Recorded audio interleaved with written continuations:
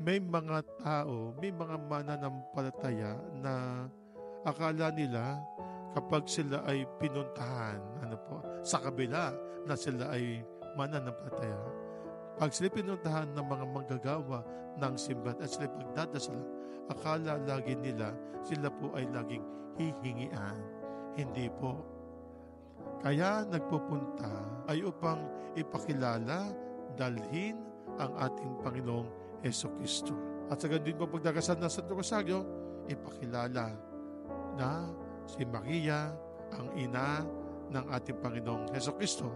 At ganyan po kayong lahat, kaya kami pumutungo sa inyo dahil kayo ay aming mga kasamahan.